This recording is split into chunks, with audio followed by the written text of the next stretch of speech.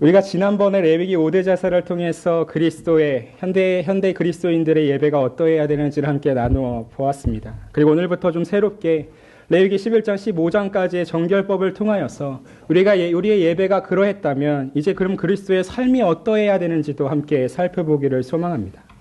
오늘 우리가 함께 나눠보려고 하는 이 레위기 11장은 여러 가지 면에서 굉장히 중요합니다. 우선 이 정결법의 첫 자리를 차지하고 있는 데다가 또 21장의 주요 내용이었던 음식법은 유대인들에게 있어서 안식일법과 더불어서 가장 중요하고 영향력이 컸던 법이었습니다.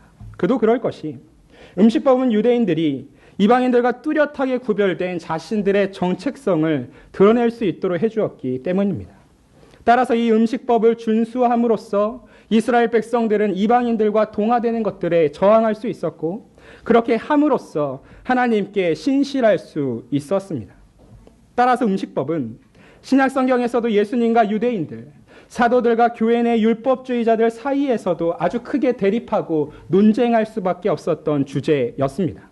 오늘날에도 여전히 유대인들은 무슬림의 할랄과도 비슷한 코셰르라는 이름으로 자신들의 음식법을 지키고 있습니다. 그런데 21장을 이해하는 데 있어서 제일 중요하면서도 또 지금까지도 논란이 끊이지 않는 문제가 정결한 짐승과 부정한 짐승을 어떻게 구분을 하느냐, 즉 구분해주는 기준이 무엇이냐는 사실입니다. 이에 대해서 아주 오랜 시간 논쟁을 해온 만큼 다양한 기준들이 제시되었습니다. 첫 번째는 상징적인 기준입니다. 달리 말하면 알레고리적 기준, 풍요적 해법이라고 얘기도 합니다. 쉽게 말해서 여러분 우리가 이 음식법을 보게 됐을 때 등장하는 동물 중에 한 동물이 돼지입니다. 굽이 갈라져 있어야 하고 되새김질을 하느냐 안 하느냐에 따라서 정결함과 부정한 짐승으로 나뉘게 되는데 이 돼지는 정결한 짐승이 아니라 부정한 짐승이라는 것입니다. 그래서 이 정결한 짐승이 되기 위하여 굽이 갈라지고 되새김질을 했다라는 이 의미를 상징적으로 굽이 갈라진 첫 번째 굽은 구약이요 두 번째 굽은 신약이며 되새김질을 했다라는 건 말씀을 주야로 묵상하기 때문에 은혜를 얻어야 한다라는 식의 해석을 그동안 해왔던 것이죠. 납득이 가십니까? 윤리적인 의미도 있습니다. 이 하나님께서 부정한 짐승과 정결한 짐승을 구분해 주심을 통하여 굳이 죽이지 않아도 될 짐승을 살려놓으셨으니 생명을 존중하는 것이 아니냐라는 의미가 담겨 있는 것이죠. 또한 심미적인, 즉 모양이 아름다우냐 아름답지 않느냐의 기준도 나누기도 합니다. 또 위생적이냐 위생적이지 않느냐로도 기준하기도 하고 형태가 어떠냐에 따라 즉 정상적인 동물의 모양을 갖추고 있느냐 아니면 비정상적인 모양을 갖추고 있느냐에 따라서도 이 정결함과 부정함을 나누기 시작합니다. 그런데 여러분 지금 이야기된 이 모든 기준들은 결국 성경의 뒷받침을 받기에는 매우 부족함들이 많은 이야기입니다. 왜냐하면 이 레위기 11장을 보게 되면 음식법 기준에 대하여 성경은 정확하게 말하고 있지 않기 때문입니다. 그럼 그렇다고 해서 음식법 기준의 이유를 우리가 모른다고 하여서 지키지 않아도 되느냐라는 생각 역시 금물입니다. 음식법에는 이스라엘을 향하신 하나님의 뜻과 성품이 담겨 있기 때문입니다. 더하여서 이 음식법을 지켜야 하는 궁극적인 이유가 레위기 11장 45절에 정확하게 기록되어 있습니다. 우리 함께 45절을 큰 목소리로 읽어보겠습니다. 시작. 나는 너희의 너희를 애굽 땅에서 인도하여 여호와라. 내가 거룩하니 너희도 거룩할지어다. 우리 교육부서 친구들만 한번 크게 읽어보겠습니다. 시작. 우리 교육부서 없나요? 시작.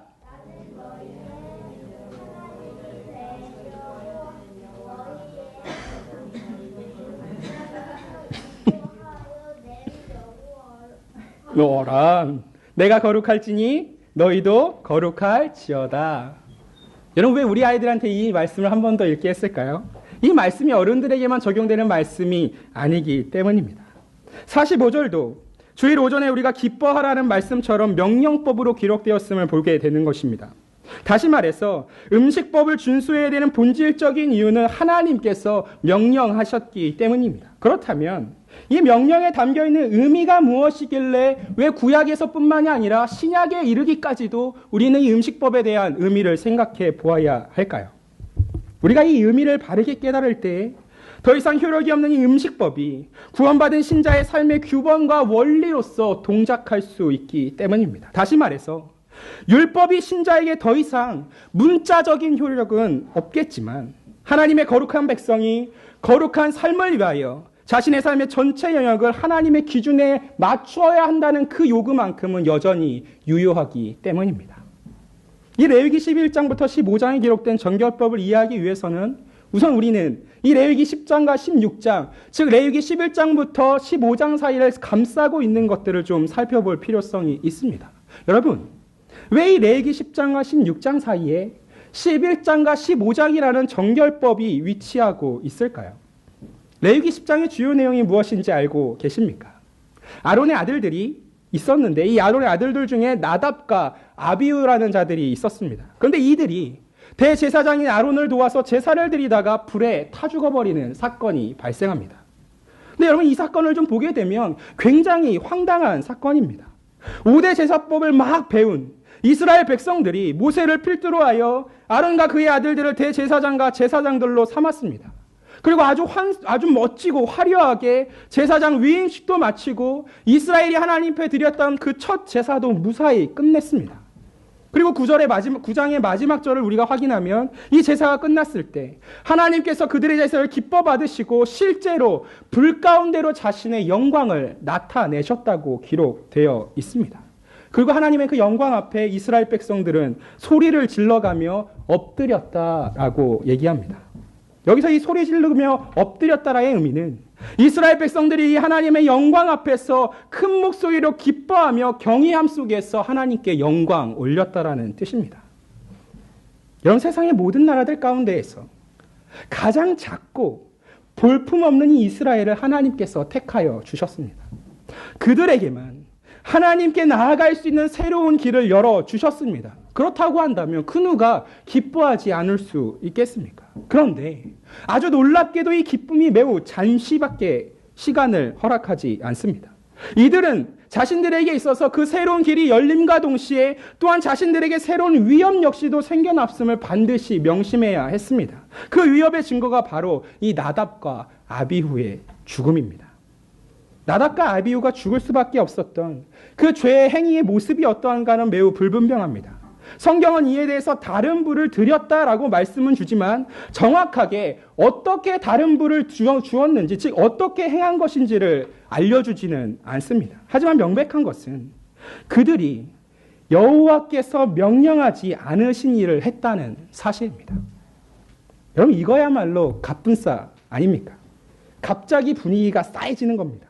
그리고 여기서 이야기가 탁 끊깁니다. 찬물을 끼얹은 것처럼 막 기뻐하다가 갑자기 순식간에 나답과 아비후가 불을 타 죽고 정적 상태로 이 10장이 끝나버립니다. 그럼 여러분, 우리가 이 드라마를 좀 보았다라고 하면, 나름대로 이 드라마에 대한 조예가 깊다라고 한다면 당연히 우리는 상식적으로 뭘 생각할 수 있을까? 적절한 곳에서 끊었고 다음 11장부터 기대함 속에서 그럼 우리는 이 나답과 아비후 사건이 어떻게 진행되는지 볼 수 있겠네 하지 않겠습니까? 아닌가요? 저만 드라마 전문가입니까? 여러분, 우리 생각지도 못하게 그 11장에서 나답과 아비후 사건이 시작되는 것이 아니라 전혀 생각하지 못한 정결법이 지금 시작되고 있는 것입니다. 11장부터 15장까지 정결법을 쭉 이야기하다가 16장에 가서야 다시 마치 아무 일 없었다는 듯이 나답과 아비후의 사건을 꺼내주고 있습니다. 우리 16장 1절 한번 찾아 읽어보도록 하겠습니다. 시작. 16장 1절입니다. 아론의 두 아들이 나아가다가 죽은 후에 여러분, 정말 논리적으로 따지면 10장과 16장이 그냥 붙어 있는 게 사실은 조금 더 자연스럽습니다. 아마 모세에게 글쓰기 능력이 없어가지고 지금 이 레위기를 이렇게 기록하고 있는 것일까요? 우리 중고등부 친구들만큼의 국어 실력이 없기 때문에 지금 모세가 깜빡 잘못해서 잘못 지금 이야기를 써내려가고 있는 것입니까? 기본적인 이야기의 플롯을 연결할 줄 몰라서 지금 아주 뜬금없는 이 정결법의 내용을 10장과 16장 사이에 집어넣은 것일까요? 전혀 그렇지가 않습니다. 이 정결법이 마치 샌드위치의 내용물처럼 들어가 있는 이유가 있습니다. 바로 이 나답과 아비후 사건으로 나타난 이 이스라엘의 새로운 위협에 대한 해결책을 제시하기 위함이라는 것이죠. 여러분, 이 새로운 위협에 대한 해결책이 무엇입니까? 바로 정결법이라는 사실입니다. 10장의 갑작스러운 이 비극을 통하여서 저와 여러분들의 집중력을 확 끌어당기고 위하여 지금 하나님이 사용하신 지혜인 것입니다. 왜 그렇겠습니까? 지금 이스라엘과 함께하는 이 하나님이 거룩하신 하나님이기 때문입니다. 여러분, 여러분이 믿고 계신 하나님은 어떤 분이십니까? 거룩하신 분이십니다. 그런데 문제는 이 하나님의 거룩하심이 가장 놀라운 영광인과 동시에 죄인들에게는 치명적인 위험성이라는 말입니다. 죄 있는 존재가 결코 이 거룩하신 하나님과 대면할 수가 없는 것입니다. 하나님의 거룩하심이 그 죄에 대한 진노를 불러오기 때문입니다. 때문에 이스라엘에게 있어서 하나님이 함께 하신다는 사실은 놀라운 은혜임과 동시에 그들에게는 생명의 위협이었던 것입니다. 인간 스스로는 주어진 이 위협을 해결할 수 있는 지혜도 없고 능력도 없습니다. 온전히 하나님께서 그 해결책을 주셔야만 합니다. 따라서 하나님께서 지금 이 10장과 16장 사이에 총 5장의 정결법을 넣으심을 통하여 거룩하신 하나님이 이스라엘 백성들과 함께 어찌 살아갈 수 있는가에 대한 그 해결책, 그 은혜를 주고 계신 것입니다. 여러분, 유대인들이 왜 그렇게 정결법에 목을 메고 있는지 이제는 그 이유가 이해가 되십니까? 그들에게 정결법은 하나님의 거룩하심 앞에서 살아남을 수 있는 아주 필수적인 조건이었습니다. 그래서 이들은 어떻게든 정결하기 위하여 피 터지는 노력을 하고 있었고 지금 이 순간에도 코세르를 지켜가며 이 사람들 음식법을 지켜나가고 있습니다. 그리고 이처럼 중요한 이 정결법의 첫 번째 자리를 차지하고 있는 것이 바로 레위기 11장에 있는 음식법입니다. 하나님께서 이스라엘을 거룩한 백성으로 만들기 위하여 제정하신 첫 번째 정결법의 주제가 바로 음식입니다. 좀 뭔가 김 빠지는 느낌이 들지 않으십니까? 나답과 아비후가 불에 타 죽고 잔뜩 긴장하게 만드시고서는 그 엄청난 기법을 써서 11장과 16장 사이에 막 이렇게 집어넣어 놓으시고 나서 결국 주시는 첫 번째 해결책의 주제가 음식입니다. 여러분, 하나님이 이렇게 말씀하시는 거죠. 야, 잘 들어봐. 이거 네가 죽느냐 사는 자의 문제인데 준비됐어? 긴장하고 잘 들어. 귀 열었어? 오케이. 그럼 시작한다. 너 내 앞에서 살아남을 수 있으면 제일 먼저 음식부터 가려야 돼. 여러분, 한번 생각해 보십시오. 이 음식이 정말 그렇게 소소한 문제일까요? 정말 사소하다 말할 수 있는 주제일까요? 여러분, 이 음식이라는 주제를 우리가 조금만 더 생각해 보면 그리 만만한 주제가 아님을 쉽게 알 수 있습니다. 여러분, 제가 보기에도 그렇듯이 경영학을 배울 만큼의 지성이 좀 있습니다. 아무도 안 오시네요. 죄송합니다. 여러분, 이 경영학에서, 이 경제학에서 배울 수 있는 여러 가지 이론들 중 가운데 가장 첫 번째 기초적인 이론 하나가 바로 메슬로우의 인간 욕구 5단계설입니다. 있어 보이죠? 메슬로우의 인간 욕구 5단계. 쉽게 말해서 인간은 총 5가지의 욕구를 가지고 있는데 여기서 이 첫 번째에 있는 욕구가 바로 생리적인 욕구입니다. 즉 가장 기본적이고도 본능적인 욕구로서 식욕을 포함하고 있습니다. 말하자면 인간의 원초적이고도 가장 강력한 욕망이 바로 음식에 대한 욕망인 것입니다. 여러분, 식욕이 채워지지 않을 때 여러분들은 웃으며 견딜 수 있으십니까? 여러분, 식욕이 채워지지 않고 있는데 여러분들은 행복하다 말하실 수 있으십니까? 배가 고파 죽겠는데 아무것도 안 주면서 제가 여러분에게 말로만 아유 배고프세요, 얼른 나가서 뭐라도 사드시지요, 뭐라도 먹어야 되지 않겠습니까? 하면 여러분 저를 여전히 이렇게 촉촉하면서 사랑 담긴 눈빛으로 바라보시겠습니까? 그렇지 않다라는 것이죠. 아무것도 안 주면서 내 식욕을 채워주지도 않을 거면서 마치 놀리는 것 같다라는 것입니다. 이 첫 번째 욕구가 채워지지 않으면 그 뒤에 나타나게 될 안전의 욕구니 애정의 욕구니 존경의 욕구니 자아 실현의 욕구 따위는 다 필요가 없는 말입니다. 사랑하는 자매 여러분, 여러분이 생각하고 있는 그 다이어트가 생각처럼 되었으면 여러분 우리는 힘들게 식단을 짤 필요도 없고 운동할 이유도 전혀 없습니다. 헬스 관련된 시장이 지금처럼 151조 원의 규모가 될 수는 없는 것입니다. 아니면 그 식욕을 참지 못하고 먹어대는 나 자신을 바라보면서 그걸 먹으면서 나 스스로조차 맛있게 먹으면 0칼로리야. 치킨은 살은 안 찌지만 나는 살쪄라는 등의 자신의 그 불절제함들을 합리화하지도 않을 것입니다. 그래서 여러분, 이 음식법을 두고서 어떤 신학자는 하나님과 맺은 언약에 대한 최고의 헌신이라고까지 이야기했습니다. 여러분, 이 그럼 레위기에서 이토록 힘든 이 레위기 음식법에서 그럼 먹을 수 있는 동물이 도대체 무엇입니까? 정결과 부정을 구분해서 먹을 수 있는 동물이 도대체 무엇이라는 말입니까? 크게 이야기하면 첫 번째 육지 동물이 있고 수중 동물이 있고 나는 동물이 있고 기어다니는 동물 총 4가지로 구분 지을 수 있습니다. 이 가운데 우린 육지 동물만 한번 살펴보도록 하겠습니다. 2절과 3절 말씀 함께 읽겠습니다. 시작. 이스라엘 너희가 먹을 만한 생물은 이러하니 모든 짐승 중 비만하여 족발이 되고 세균하는 것은 너희가 돼.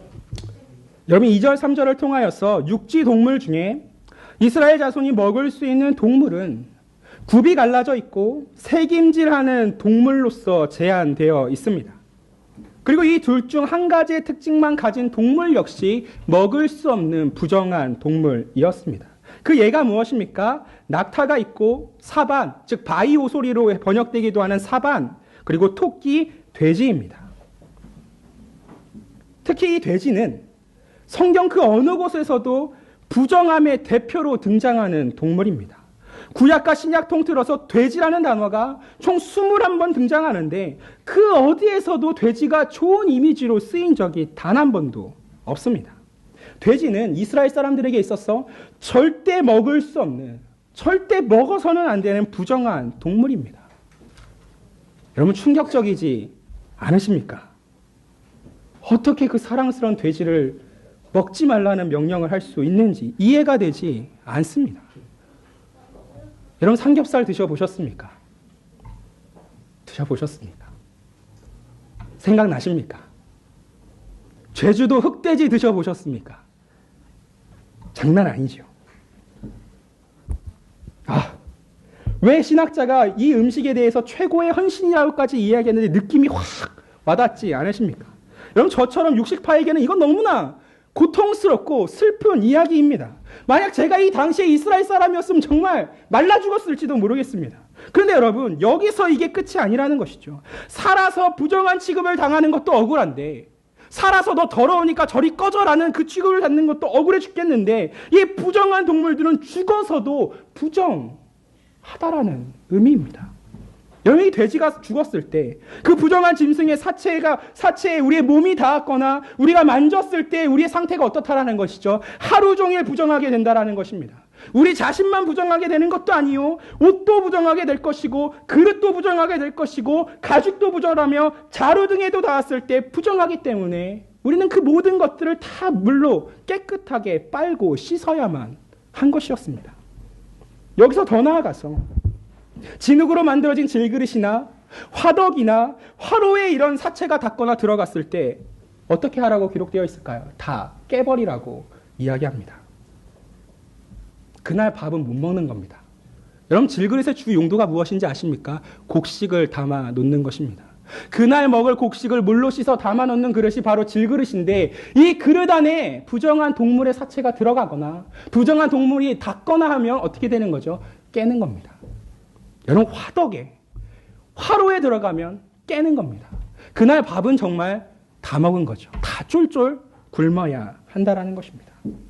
여러분, 왜 이렇게 할까요? 물로 씻어도 이 질그릇이든 화덕이든 화로는 온전히 깨끗해지기 어려웠기 때문에 그냥 애초부터 그냥 아예 깨버리고 시작한다라는 것이죠. 어떻게 보면 굳이 이렇게까지 해야 될 필요가 있을까 싶습니다. 쫄쫄 굶는 것보다야 그냥 좀 잘 씻어서 좀 식구들 같이 모여서 335 맛있는 거 먹는 게 낫지 않겠습니까? 마치 결벽증 환자처럼 일일이 다 확인하면서 그것들 다 우리가 어떻게 확인할 수 있겠느냐마는 이것들을 확인하려고 긴장하면서 매 순간을 그렇게 마음 졸이며 살아야 한다라는 것이죠. 여러분 어찌 보면 지금 이 순간에도 이 음식법을 지키는 유대인들은 정말 대단한 사람들인 것입니다. 만약 여러분들에게 이 레위기 11장의 율법이 여전히 의미가 있어서 의식적인 그 의미가 살아있어서 철저히 여러분들조차도 그 음식법 준수를 지켜야 한다라고 한다면 견딜 수 있겠습니까? 돼지를 먹지 못한다고 한다면 여러분들은 버틸 수 있으시겠습니까? 몸이 매우 피로하고 기력이 좀 떨어져 죽겠는데 비늘도 없고 지느러미도 없는 것도 못 먹는다고 해서 소도 일으킨다는 낙지조차 내가 먹지 못한다고 한다면 여러분 살아갈 맛이 있으시겠습니까? 우리 예수님께서 이 율법을 완성시키셨다는 사실이 얼마나 다행인지 여러분 이게 은혜입니다. 더 이상 의식적으로 우리가 이 음식법을 지키지 않아도 되기 때문입니다. 그럼에도 불구하고 여전히 현대의 그리스도인들에게 이 음식법에 대해서 우리가 알아야 하고 또 그 정신과 의미만큼은 우리가 준수해야 되는 이유가 반드시 있기 때문에 우리는 이 레위기 11장을 버릴 수가 없는 겁니다.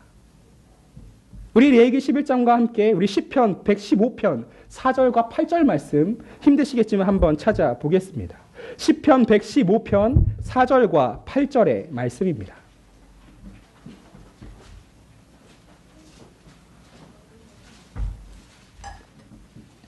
시편 115편 4절부터 8절까지의 말씀입니다.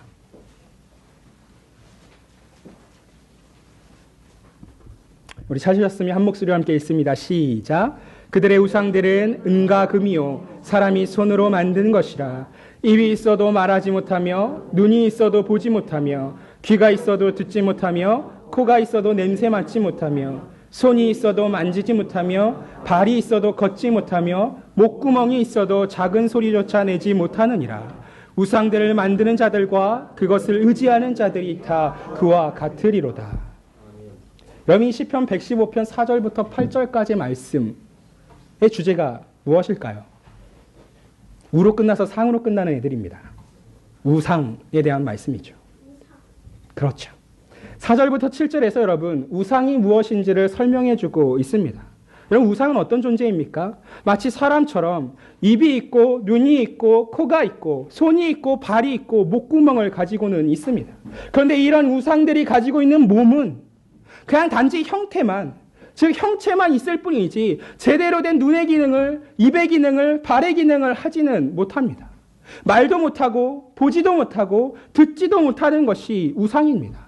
감각이나 감정을 느끼기는커녕 행동할 수도 없고 아무런 능력이 없는 것이 바로 우상입니다. 그냥 모양만 갖추고 있을 뿐인 것이지 실제로는 죽은 것과 다름없는 존재가 바로 우상이죠.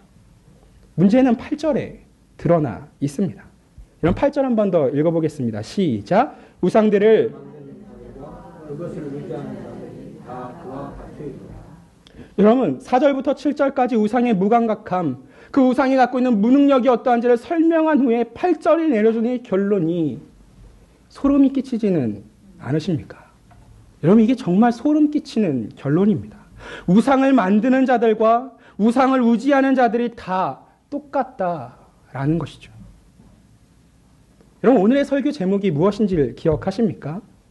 예배자인가 우상 숭배자인가라는 것입니다.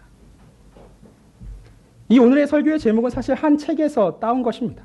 그레고리 비인이라는 학자가 이 시편 115편 4절부터 8절의 본문을 내용으로 쓴 책의 제목이 바로 예배자인가 우상 숭배자인가라는 책입니다. 그리고 이 비일은 이 마지막 8절을 통하여서 아주 놀랄만한 한 가지 원리를 끄집어냈습니다. 그것이 무엇입니까? 우리가 섬기는 것이 우리가 된다라는 것입니다.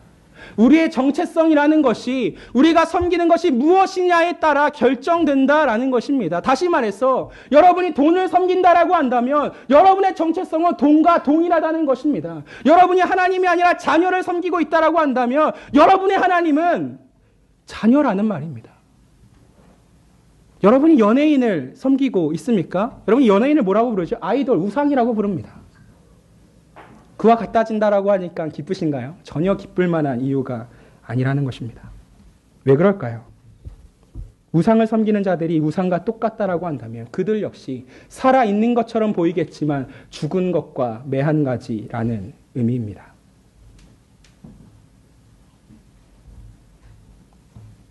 돈은 죽은 겁니다. 여러분의 자녀가 우상입니까? 그 자녀가 그리스도 안에 있지 않으면 그 자녀 역시나 여러분 또한 죽은 것인 것입니다. 그렇다고 하면 이와 반대로 하나님을 섬기는 자들은 어떻겠습니까? 하나님을 섬기는 자들은 하나님을 닮아가는 것입니다. 그리고 바로 이 점이 오늘 우리가 살펴보려고 하는 이 레위기 11장에 있어서 음식법의 핵심으로 연결되는 주제인 것입니다. 사랑하는 성도 여러분, 하나님은 결코 이스라엘 백성들이 또한 지금 이 현대의 그리스도인들이 거짓되고 무능한 채로 죽어있는 우상들을 섬김으로써 그 우상과 같은 존재가 되기를 원하지 않으셨습니다. 왜냐하면 종국의 그 우상들과 이 우상을 섬기는 자들이 맞이해야 될 결과가 무엇인지를 너무나도 하나님은 잘 알고 계셨기 때문입니다. 여러분, 하나님이 알고 계신 그 마지막 결과가 무엇입니까? 이사야 선지자를 통해서 하나님이 이렇게 말씀해 주셨습니다. 이사야서 44장 9절 말씀입니다. 우상을 만드는 자는 다 허망하다. 그들이 원하는 것들은 무익한 것이거늘 그것들의 증인들은 보지도 못하고 알지도 못하니 그러므로 수치를 당하리라. 여러분, 이사야서 44장 9절 그 말미에 적혀있는 결과가 무엇입니까? 수치를 당한다라는 것이죠. 지금 여러분의 눈에 보기에 교회의 여러분의 그 마음 가운데 하나님이 아니라 그 다른 어떤 것을 우상으로 섬길 그때에 여러분이 만나게 될 수밖에 없는 그 마지막 결과라는 것이 기쁨이 아니고 행복이 아니고 영광이 아니고 영생이 아니라 수치라고 이야기하고 있는 것이죠. 여러분, 그럼 이사야 선지자가 말하고 있는 이 수치가 도대체 무엇이겠습니까? 구약에서 이사야 선지자가 말한 이 수치가 신약에 와서 요한계시록 가운데 정확하게 다시 한번 기록되어져 설명됩니다. 요한계시록 21장 8절 말씀입니다. 그러나 두려워하는 자들과 믿지 아니하는 자들과 흉악한 자들과 살인자들과 음행하는 자들과 점술가들과 그리고 우상 숭배자들과 거짓말하는 모든 자들은 불과 유황으로 타는 못에 던져지리니 이것이 둘째 사망이라. 여러분, 이 땅에서조차도 하나님의 손 안에서 우상들은 다 부서져 갈린 채 시냇가로 뿌려질 것들입니다. 마치 쓰레기와 같이 어느 것 하나 가치 없다 여겨져서 다 내버려질 것들이 다 우상이라는 의미입니다. 그런데 이 땅에서조차도 그런 결과가 있을진데 여기서 더 나아가서 요한계시록을 통하여 이야기하시는 결과가 무엇입니까? 우상이든지 우상을 섬기는 자들이든지 불과 유황으로 타오르는 그 지옥 가운데에서 영원한 고통을 경험하게 될 것이라는 말씀입니다.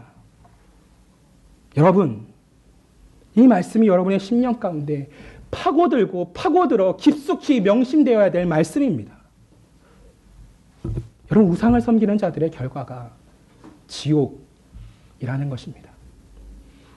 불과 유황으로 타오르는 지옥이라는 것입니다. 여러분의 그 육신과 영혼 가운데 소금치듯 불이 뿌려질 수밖에 없는 지옥이 우상 숭배자들의 결론이라고 성경은 정확하게 기록하고 있습니다. 여러분, 이 지옥에서 경험하게 되는 고통은 끝이 나지 않습니다. 죽었지만 둘째 사망이라 말하지만 죽지 못한 채 그 시간의 범위 밖에서 이들은 영원한 괴로움을 그 지옥 가운데에서 경험해야만 하는 것입니다. 그리고 이를 누구보다 잘 알고 계시는 그 하나님께서 이스라엘 백성들을 가만히 내버려 두실 수가 없는 것입니다. 이 사실을 잘 알고 있는 하나님께서 지금 이 순간에도 신자라는 이름을 갖고 있지만 여전히 예배자가 아니라 우상 숭배자들로 살고 있는 한국교회 신자들을 향하여 가만히 내버려 두실 수가 없기 때문에 이 음식법 11장을 통하여 말씀하고 계신 것입니다. 여러분, 10계명 1계명과 2계명을 기억하고 계십니까? 여러분, 10계명 1계명이 어떤 내용일까요? 모르시면 빨리. 그럼 2계명은 어떤 계명입니까? 다른 신을 두지 않으려면 우상을 섬기지 말라는 것입니다. 여러분이 너무나도 쉽게 이 10계명, 1계명부터 5계명의 대상이 누구라고 이야기합니까? 하나님이시라고 이야기하지만 우리가 이 말씀의 진리 가운데 섰을 때는 이 10계명, 1계명부터 2계명까지도 하나님을 위한 것과 동시에 우상이 아니라 하나님을 섬기는 하나님의 백성들을 향한 자비와 은혜의 말씀임을 깨달을 수밖에 없는 것입니다. 우상을 섬기지 말라 하는 것이 그냥 단순히 하나님이 질투하시는 하나님이시기 때문에 나에게 주어야 될 사랑을 우상에게 주는 것이 미워서 그게 싫어서 우상을 섬기라 말씀하시는 것이 아니라 그렇게 우상을 섬기다가 너희들이 만날 결과가 무엇인지를 알고 있기 때문에 그러지 말라고, 그러면 안 된다고 말씀하고 계신 겁니다. 그렇다면 이스라엘 백성들이, 이 현대를 살아가고 있는 그리스도인들이 예배자로서 우상 숭배자가 되지 않으려면 어떻게 해야 하겠습니까? 답은 명확합니다. 45절 말씀에 뭐라고 기록되어 있습니까? 내가 거룩하니 너희도 거룩할지어다. 다시 말해서 거룩하신 하나님을 섬기면 해결된다라는 의미입니다. 우상이 아니라 거룩하신 하나님을 여러분의 중심 가운데 두면 해결된다라는 말씀입니다. 레위기 11장 44절부터 45절이 말하는 바가 너무나도 명백한 것입니다. 하나님을 진실로 섬기는 신자들은 하나님을 따라 하나님의 거룩을 담게 되어 있습니다. 그리고 하나님을 닮아가야만 합니다. 하나님이 허락하신 구속의 그 은혜 안에서 이스라엘 백성을 단지 그 육신의 생명을 유지하기 위해서가 아니라 가장 본질적인 그 영혼의 생명을 위하여서 이 하나님이 허락하신 귀한 은혜의 명령을 따라야만 한다라는 것입니다. 그래서 여러분 베드로전서에서 이 레위기 11장 본문을 이렇게 인용합니다. 베드로전서 1장 15절부터 16절 말씀입니다. 오직 너희를 부르신 거룩한 이처럼 너희도 모든 행실에 거룩한 자가 되라. 기록되었을 때 내가 거룩하니 너희도 거룩할지어다 하셨느니라. 여러분이 레위기 11장 45절 말씀을 베드로가 인용하면서 그 15절 앞에 구체적으로 한 가지 달아주는 사항이 있습니다. 그것이 무엇이었습니까? 모든 행실에 거룩한 자가 되라는 말씀입니다. 여러분 신자들은, 우리 사랑하는 중고등부 친구들은, 우리 청년들은, 우리 사랑하는 아주 귀여운 어린 아이들 같은 경우에도 더 이상 음식법을 준수할 필요는 없습니다. 의식적으로 부정한 짐승과 정결한 짐승을 갈라 먹을 필요가 없다라는 이야기입니다. 굽이 갈라져 있는지 색임질을 한 동물이었는지 여러분들이 확인하지 않아도 괜찮다라는 말입니다. 그러나 다만 그리스도께서 오심을 통하여 이제는 이스라엘과 이방인 간의 경계가 무너지고 그리스도께서 허락하신 이 믿음 가운데에서 그 누구든지 하나님의 백성이 될 수 있다라고 한다면 여전히 그들에게는 거룩함에 대한 명령만큼은 살아있음을 기억해야 하는 것입니다. 여러분 성경은 이 음식법을 이야기할 때 의식을 이야기하는 것이 아니라 여러분의 마음과 여러분의 영혼의 상태와 여러분의 삶의 태도의 거룩함을 요구하고 있습니다. 우리 고린도서 6장 16절 17절 말씀 한번 찾아 읽겠습니다. 고린도서 6장 16절 17절 말씀입니다. 고린도서 6장 16절 17절 말씀입니다.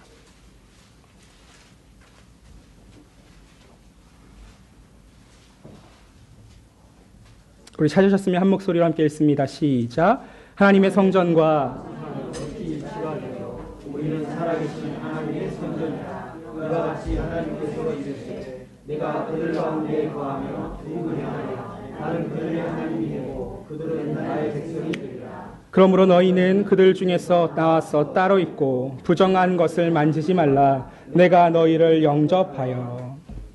여러분 고린도후서 6장 16절과 17절을 통하여 사도 바울이 고린도 교회 성도들에게 이야기하는 바가 무엇입니까? 너희들도 여전히 그 음식법의 의식은 지키지 않는다 할지라도 이 음식법이 담고 있는 그 정신만큼 부정한 것들은 만지지 말고 따로 나와 있으라는 말씀, 즉 거룩하지 않은 자들과 구별되어 살라는 말씀을 주고 있습니다. 부정한 것이 무엇입니까? 거룩하지 않은 것이 무엇입니까? 나의 마음과 영혼을 더럽히는 부정함, 즉 죄가 우리와 구별되어야 할, 영원히 우리와 구분되어야 될 부정한 것들입니다. 여러분, 바울은 신자들에게 죄에서 구별되어야 함을 지금 계속하여 가르쳐주고 있습니다. 하나님께서 그 이스라엘 백성들을 부르셔서 하나님의 백성으로 거룩함을 요구하셨다면 마찬가지로 그리스도 안에서 하나님의 백성된 우리 역시도 이제 바울 사도의 권면을 따라 거룩해야 하는 것입니다. 여러분, 성도는 거룩한 하나님을 비추어주는 세상의 거울이 되어야 합니다. 세상과 구별되어져 있음을 분명하게 보여줄 수 있어야 하는 것입니다. 그런데 너무나 안타깝게도 세상과 비슷하지도 않아야 될 이 교회가 오히려 세상과 너무나도 똑 닮은 모습을 보여줄 때가 많이 있습니다. 온갖 편법을 사용해서 아들에게 그 교회를 세습하는 것도 모자라서 하나님께 드린 헌금을 횡령하여 자신들의 배를 두둑하게 만드는 사람들이 있습니다. 세상을 향하여 거룩함이 무엇인지를 알려주고 가르쳐야 될 교회가 도리어 세상의 조롱과 그 비판마저도 모자라서 걱정받고 근심거리가 되고 동정의 대상이 되고 있습니다. 여러분들은 이런 상황을 보시면서 괜찮으십니까? 여러분들은 한국교회가 보편이라 말하면서 이런 모습을 볼 때마다 아무런 화가 나지 않으십니까? 여러분의 마음은 우리 올고든 교회는 괜찮으니까 평안하십니까? 여러분, 세상 사람들은 교회를 올고든 교회로 보거나 다른 이름의 교회를 보는 것이 아니라 그냥 교회로 바라봅니다. 그들에게 있어 교회는 그냥 하나의 교회요, 잘못된 교회일 뿐이라는 말씀입니다. 그렇다고 한다면 여러분들은 어떤 교회가 되어야 하시겠습니까? 목사님, 나는 안 그렇습니다. 목사님, 우리 교회는 그런 교회 아닙니다. 우리 교회는 문제가 없으니까 그냥 그 욕하는 사람들이랑 같이 서서 저 교회나 같이 똑같이 손가락질 해보는 건 어떻겠습니까? 그러나 여러분, 레위기의 음식법은 하나님의 백성이 음식과도 같으니 가장 원초적인 부분에서조차도 거룩하신 하나님을 따라 구별된 삶을 살아야 함을 계속하여 우리에게 말씀하고 있음을 기억하셔야 하는 것입니다. 성도들은, 여러분들은 삶의 모든 영역 가운데에서 거룩해야 하는 것입니다. 여러분, 가끔씩 청년들과 이야기할 때 이런 이야기를 하는 친구들도 만난 적이 있습니다.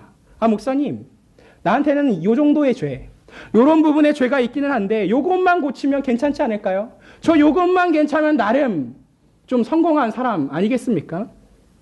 정말 그럴까요, 여러분? 여러분, 그 친구에게 제가 해줄 수 있는 말이 무엇이겠습니까? 아니, 네가 그것만 고치면 괜찮을 것 같다고? 아니,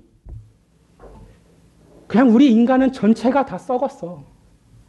어느 것 하나 고치면 완전해지겠지가 아니라 내 영혼의 전체 가운데 죄성이 남아있기 때문에 우리는 이거 하나 고친다고 해서 결코 괜찮은 존재로 자부할 수 없다라는 의미입니다. 사랑하는 성도 여러분, 주님의 은혜, 주님의 공로가 아니고서는 여전히 우리 자신으로는 그 죄의 한 톨조차도 우리는 닦아낼 수 없는 존재입니다. 어떻게 그 부분 하나 거룩해지고 이 부분은 거룩하지 않는다고 해서 괜찮다 말할 수 있는 사람이 누가 있겠습니까? 내가 돈이 지금 많아서 교회에 헌금을 많이 내고 있으니까 내가 교회 안에서든 세상에서든지 간에 내가 이 돈을 가지고 갑질하며 살고 떵떵거리며 말한다 할지라도 문제가 없어라고 하는 사람에게 여러분들은 정말 그렇습니다, 괜찮지요? 라고 이야기해 주실 수 있으시겠습니까? 정말 슬프게도 많은 한국의 그리스도인들이 이렇게 신앙생활을 하고 있습니다. 겉으로 보여지는 모습으로는 교회 잘 나올 수 있죠. 11조 잘할 수 있습니다.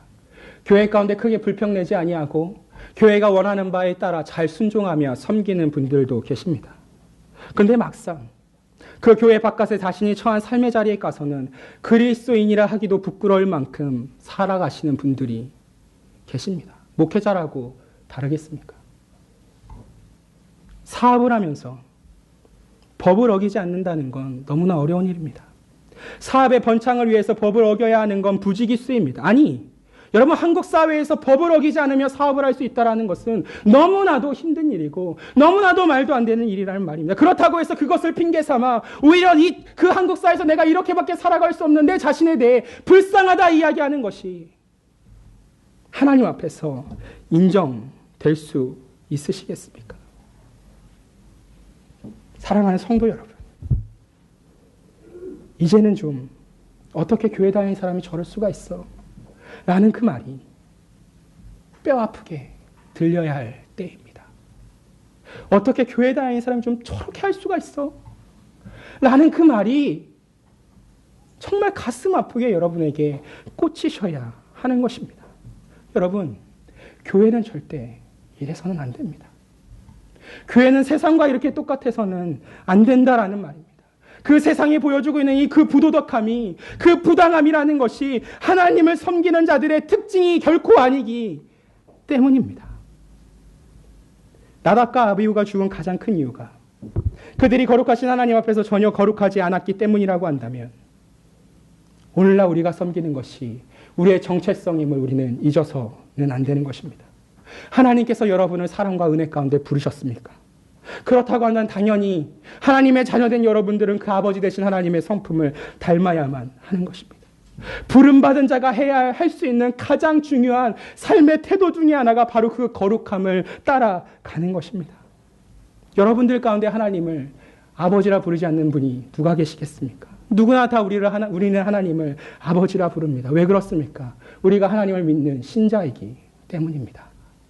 주께서 우리에게 양자의 영을 허락하여 주셨습니다. 아무나 마음대로 하나님을 아바라 부른다고 해서 그들이 진정 하나님을 아바라고 여긴다는 사실로 여러분들이 착각해서는 안 되는 것입니다. 로마서 8장 15절 바울이 이렇게 기록합니다. 너희는 다시 무서워하는 종의 영을 받지 아니하였고 양자의 영을 받았으므로 아바, 아버지라 부르짖느니라. 여러분, 그러나 이 말씀 또한 기억해 주시기를 간절히 소망합니다. 마태복음 7장 21절 말씀입니다. 나더러 주여 주여 하는 자마다 천국에 다 들어갈 것이 아니요 다만 하늘에 계신 내 아버지의 뜻대로 행하는 자라야 들어가리라. 아바를 고백한다 해서, 하나님을 주라 말한다고 해서 여러분 너무 속단하지 않으시기를 바랍니다. 주여 주여 하는 자마다 천국에 다 들어갈 것이 아닙니다. 하늘에 계신 내 아버지의 뜻대로 행하는 자라야, 거룩하신 하나님을 따라 거룩하신 하나님의 뜻대로 살아가는 자라야 그 천국에 들어간다라는 의미입니다. 사람은 자신이 바라보는 존재를 닮는 존재입니다. 자녀들이 여러분들을 바라보며 클 때에 정말 소름이 끼칠 정도로 나와 똑같은 모습을 보여줄 때가 있습니다. 여러분, 그 모습을 잊지 않으셔야 합니다. 나도 우리 하나님을 아버지로서 섬기며 바라볼 때 나도 자연스럽게 하나님을 닮게 되는 것입니다. 우리가 하나님의 백성이라면 여러분의 삶의 영역이 무엇인지 정확하게는 알지 못하겠지만 그 삶의 모든 영역 가운데 우리는 거룩해야만 하는 것입니다. 여러분들의 모든 행실이 세상과 비슷하지 않음을 통하여서 우리는 세상 가운데 가장 좋은 일을 할 수 있는 사람들이 되어야 하는 것입니다. 여러분의 행실이 오늘 이 시간, 오늘 이 현대사회 가운데, 오늘 이 한국교회 가운데 다시 한번 회복이라는 것을 가져다 줄 수 있는 거룩한 올고든 교회 모든 성도들이 될 수 있기를 간절히 소망합니다. 우리 레위기 11장 45절 말씀 마지막으로 한번 같이 읽고 마음에 깊이 새기도록 하겠습니다. 레위기 11장 45절 말씀입니다. 시작. 나는